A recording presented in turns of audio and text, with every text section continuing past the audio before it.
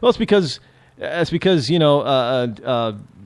the Chinese language, whether it be Mandarin or Cantonese, whatever it is, whatever dialect you're using, has absolutely nothing in common with the English language.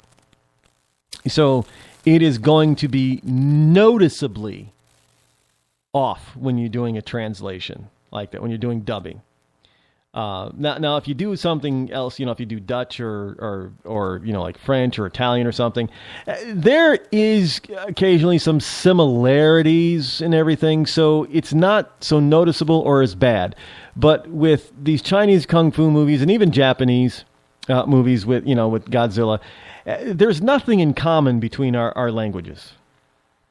So it is, when you try to dub it, it is going to be wickedly noticeable. That's part of the fun with the kung fu movie. Seriously, that's part of the fun, especially when you hear the voices and when you actually hear the actors' real voices versus the dub voices. They're not the same at all, and it can be hilarious. But especially when you see when Jackie Chan in some of his earlier movies, when he was being dubbed versus his real voice, again, sounded nothing like the real Jackie Chan. But those things are fun.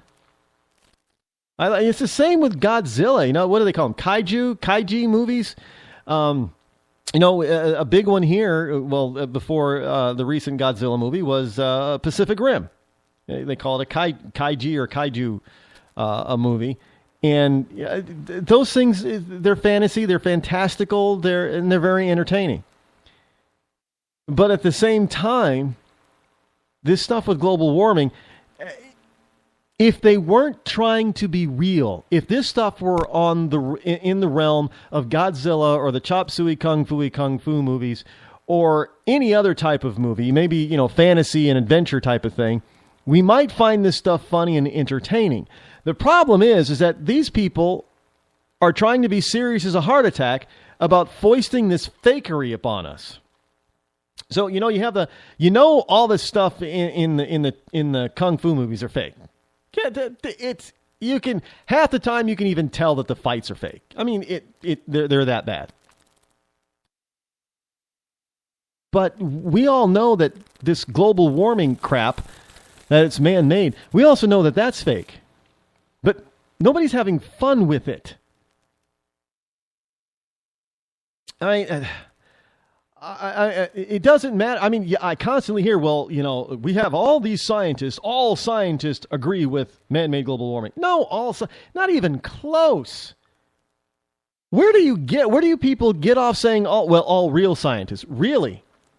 So, a chemistry teacher, which knows nothing about the atmosphere or climate or weather, that's a real scientist, yeah. But how do they have an expertise in determining whether or not man is the cause of global warming, if there is global warming? Which there isn't, by the way. 21 years without any significant increase in the Earth's temperature. Now, I don't know. Maybe this is like the movie The Core, and they're getting the Earth's core temperature. Maybe the Earth is heating up from the inside out. It's getting a fever, I guess, from down in its core. I don't know. But they keep telling me that the Earth is warming up. It's getting hotter and hotter and hotter, and deserts are growing all over the place. And you look at all of these recent pictures from NASA. I'm talking 2015 AD. Not 2015 BC, but 2015 AD pictures from NASA out in space and from other space agencies around the world. And I see deserts actually shrinking. Many deserts shrinking. I see ice caps growing. I see, the Great Lakes in the winter almost totally frozen over. And yet we're constantly being bombarded that, polar bears are drowning.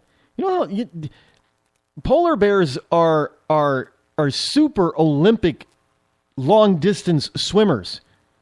They like that crap. Now, I don't know why, but polar bears, they just like to get out there. They like to get out there and swim. I think it's because they're tracking.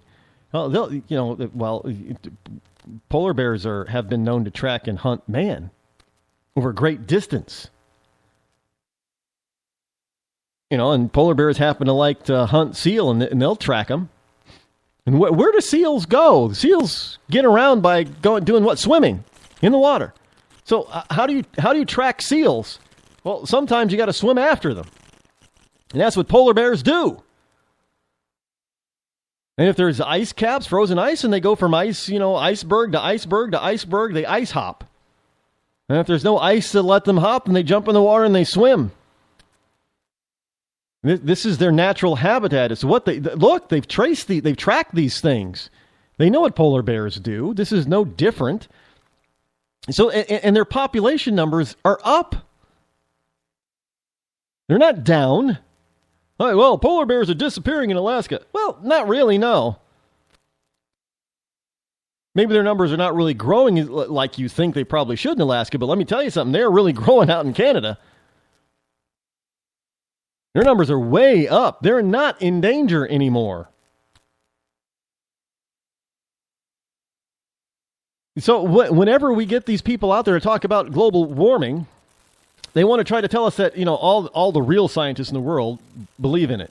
Well, I don't care what so-called real scientists believe. What can they prove? Well, there's a consensus, Rod. There's a consensus. We have a consensus, Rod. The consensus is... No, science isn't based on consensus. Oh, okay. I could probably, come up with a theory and get a consensus that, gravity is actually isn't what's doing the pulling on objects. It's not gravity. It's some unseen force. Giant magnets or something. I don't know. Not gravity. And if we have a consensus, if I can get a consensus, does that make that real science then?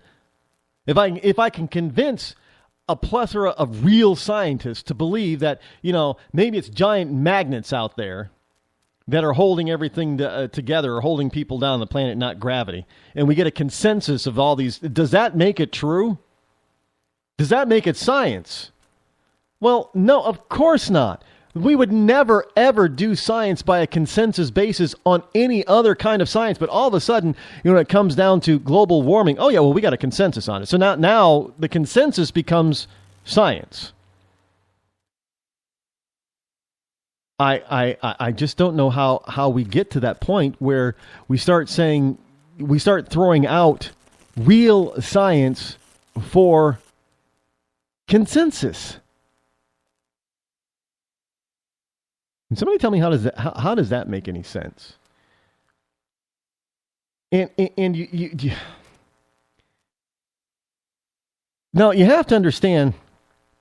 Oh yeah, well now they're talking about an ice age, a new ice age. 2030, 2050 or something like that. Yeah, we could be in for an ice age. Because now they're it's just like watching the Kung Fu Chop Suey movies. Now, all of a sudden, they're telling us, well, maybe you're right. Maybe there's global cooling. In fact, there's so much global cooling that, we could possibly be in for a mini ice age by 2030 or 2050 because the sun is going to go to sleep for a while. Wait a minute. I thought the sun had very little to do with our climate. Now you see, Rod, you just don't get real science. Real science is you make the algorithm fit your determination. You have to make your theory fit reality.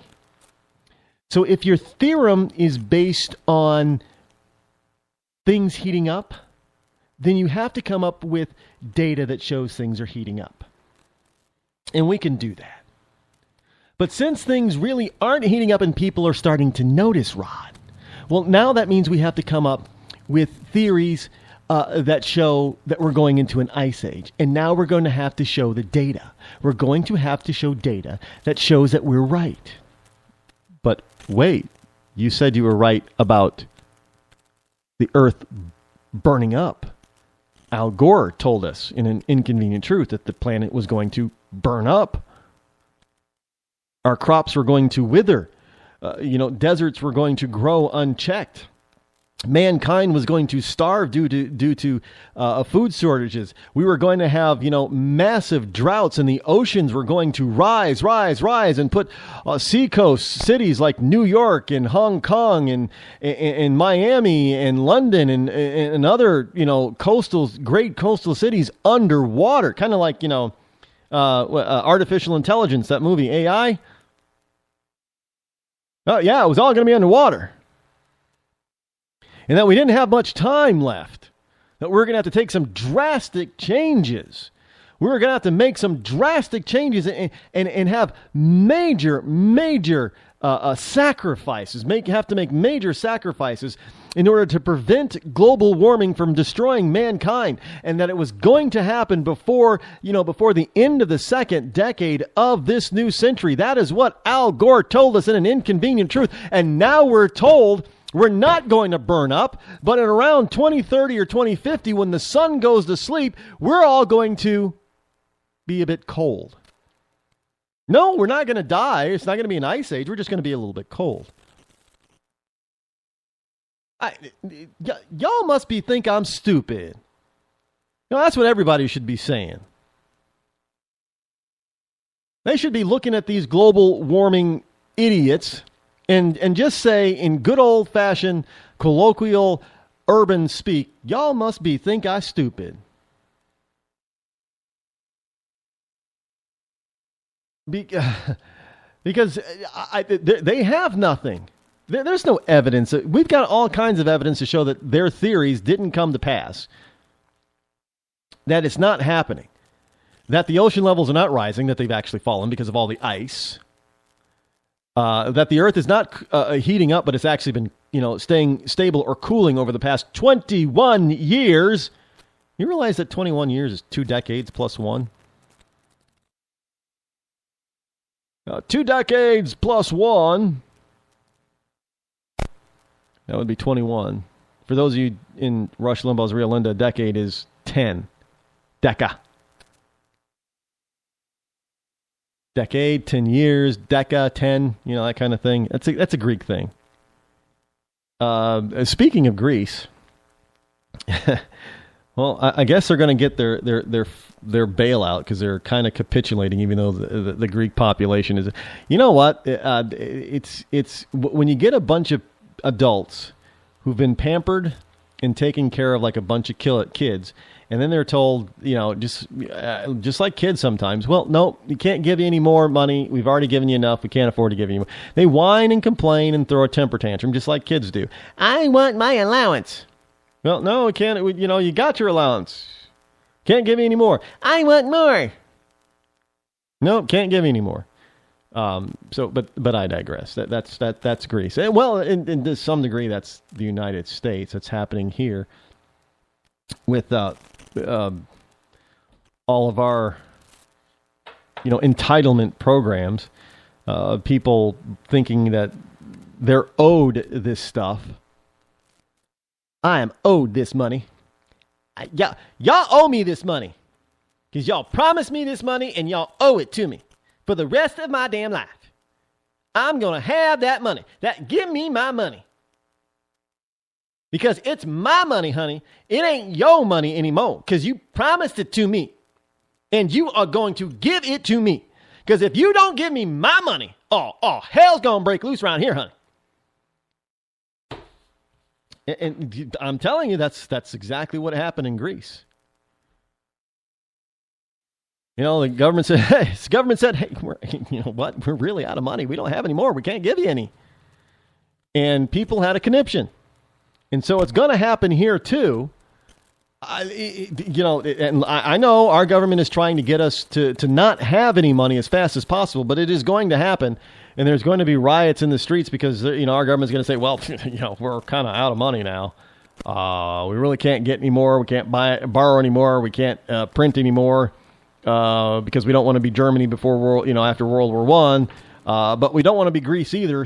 But hey, you're going to have to fend for yourself now. And you're going to have people out there, oh, hell no, I ain't fending for myself. I don't know how to because y'all said you'd take care of me. And now I don't know how to take care of myself. Y'all promised to take care of me, and you should take care of me. Oh, honey, we're going to have a problem here. Telling you, don't doubt me on this, folks. Don't doubt me.